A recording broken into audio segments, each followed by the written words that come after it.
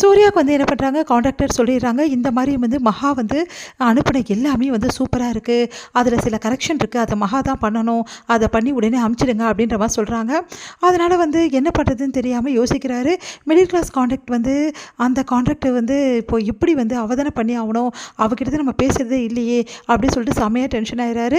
என்ன பண்ணுறதுன்னு தெரியாமல் வந்து வீட்டுக்கு வந்துட்டுருக்காரு. வர்ற வழியில் மகா கிட்ட நிறைய பேர் வந்து ரவுடிஸ் எல்லாம் வந்து பிரச்சனை பண்ணுறாங்க.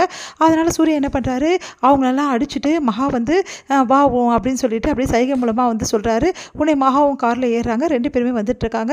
இந்த சூழ்நிலையில் இங்கே என்ன பண்ணுறாங்கன்னா வந்து மகா வந்து என் பேச்சை கேட்கல, அவள் என்னை எதிர்த்து பேசிட்டா, அதனால் வந்து இந்த வீட்டில் இருக்கவங்க அவளுக்கு வந்து சப்போர்ட் பண்ணுறாங்க, அவளை உள்ளே கூட்டிகிட்டு வந்துட்டாங்க, அதனால் வந்து அவளுக்கு நான் தண்டனை கொடுக்குறேன், இந்த தண்டனை எல்லாருக்கும் தான் அப்படின்ற மாதிரி சொல்கிறாங்க. உன்னை என்னம்மா சொல்ல போகிற அப்படின்னோடனே, இங்கே பாருங்கள், இதுக்கப்புறம் மகா கிட்ட யாருமே இந்த வீட்டில் இருக்கவங்க பேசக்கூடாது, அவகிட்ட பழகக்கூடாது, அப்படி ஏதாவது பண்ணிங்கன்னா அதுக்கப்புறம் வந்து நான் என்ன செய்வேன்னு எனக்கே தெரியாது, இது என்னோட ஆர்டரு அப்படின்னு சொல்லிட்டு ராஜலக்ஷ்மி எல்லாருக்கிட்டையுமே சொல்கிறாங்க.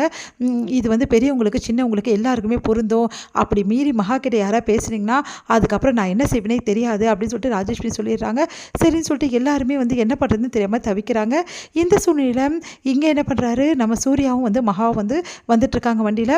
அப்போ வந்து மகா வந்து சொல்கிறாங்க, நீங்கள் என்னை காப்பாற்றுறது எதுக்குன்னு எனக்கு நல்லா தெரியும், என்ன தான் நீங்கள் வந்து என்னை வந்து வெறுக்கிற மாதிரி நடித்தாலும் உங்களால் வெறுக்க முடியாது, நான் எப்பவுமே உங்கள் பொண்டாட்டின்னு உங்கள் மனசில் இருக்குது, அதனால தான் ரவுடிஸ் பசங்களை வந்து அடித்து வந்து விரட்டினீங்க, எனக்கு நல்லா தெரியும் அப்படின்ற மாதிரி சொல்கிறாங்க. உடனே வந்து ஃபோன் பேசுகிற மாதிரி பவளா காட்டி, அமைதியாக வரியா இப்போ இல்லையா, என்ன தான் நினச்சிட்டு இருக்கோம் மனசில், நீ இஷ்டத்துக்கு பேசிட்டு இப்போ வாய் முடிட்டு இருக்க மாட்டியா அப்படின்னு சொல்லிட்டு ஃபோன்லேயே சொல்கிற மாதிரி மகா கிட்ட சொல்கிறாரு. உடனே மகா வந்து அமைதியாக இருக்கணும்னு இப்படி சொல்கிறாரு அப்படி சொல்லிட்டு அப்படியே இருக்காங்க. அடுத்து 2 பேருமே வந்து வீட்டு வாசலில் இறங்குறாங்க. இங்கே எல்லாருக்கிட்டையுமே வந்து பேசக்கூடாதுன்னு சொன்னல, இப்போ மகா வர போகிறா, யாரும் பேசக்கூடாது அப்படி ராஜேஷ்மி சொல்லிட்டு இருக்காங்க.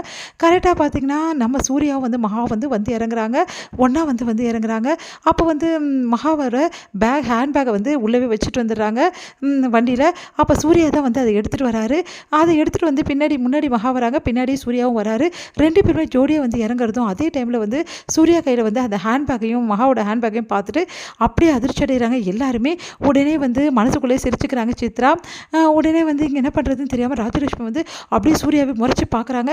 சூர்யாவில் அம்மா ஏன் இப்படி முறைக்கிறாங்க அப்படின்னு சொல்லிட்டு பார்த்தோன்னே கையில் வந்து மகாவோட ஹேண்ட்பேக்கு, ஐயோ இந்த ஹேண்ட்பேக்கை நான் மறந்துட்டேனே அப்படின்னு சொல்லிட்டு இந்தா அப்படின்னு சொல்லிட்டு அப்படியே வந்து மகா கிட்ட கொடுக்குறாரு. உடனே வந்து மகாவை வந்து வாங்கிட்டு போகிறாங்க. இதெல்லாம் பார்க்கும்போது செம்மையாக டென்ஷன் ஆகிடுறாங்க. என்னமோ சொன்னீங்க எல்லாருக்கும் வந்து பேசக்கூடாதுன்னு, இப்போ உங்கள் பிள்ளையே பார்த்தீங்கல்ல அப்படின்ற மாதிரி வந்து சொல்லிட்டு இருக்காங்க வந்து சித்ரா. உடனே வந்து ராஜேஷ்மி செம்மையாக டென்ஷன் ஆகிடுறாங்க.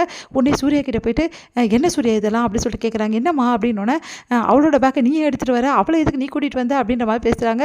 உடனே வந்துமா இங்கே பாருமா, அது ஒரு ஆக்சிடென்ட்மா, வேறு ஒன்றுமே கிடையாது, நான் வேணும்னு செய்யலை அப்படின்னோடனே, இங்கே பார் சூர்யா, அவகிட்ட பேசக்கூடாது, வீட்டில் எல்லாருக்கும் நான் சொல்லியிருக்கேன் புரியுதா, அது உனக்கும் தான் புரியுதா அப்படி சொல்லிட்டு போகிறாங்க. பேசக்கூடாதா அப்படின்னு சொல்லிட்டு சூர்யா யோசிக்கிறாரு. அடுத்து வந்து இங்கே எல்லாருமே வந்து அமைதியாக இருக்காங்க. மகா வந்து பேசலாம் அப்படின்னு சொல்லிட்டு எல்லாருக்கிட்டையுமே ட்ரை பண்ணுறாங்க. ஆனால் யாருக்கிட்டையுமே பேச மாட்டேங்கிறாங்க, யாருமே பேச மாட்டேங்கிறாங்க.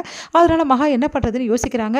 அப்போ தான் வந்து என்ன பண்ணுறாங்க, ஏன் யாரும் பேச மாட்டேங்கிறாங்க, ஒன்றும் புரியலையே அப்படின்னு சொல்லிட்டு யோசிச்சுட்டு இருக்கும்போது வந்து இங்கே என்ன பண்ணுறாங்க, சரி நம்ம காயத்ரி அத்தைக்கிட்டையாவது போய் பேசுவோம் அப்படின்னு சொல்லிட்டு ட்ரை பண்ணுறாங்க. அவங்களும் பேச அவாய்ட் பண்ணுறாங்க. உடனே வந்து அத்தை நிற்க போகிறீங்க இல்லை என்கிட்ட பேச போகிறீங்கன்னு சொல்லி வம்படியாக வந்து அவங்கக்கிட்ட வந்து எல்லா விஷயத்தையும் தெரிஞ்சுக்கிறாங்க மகா. இது முடியுது.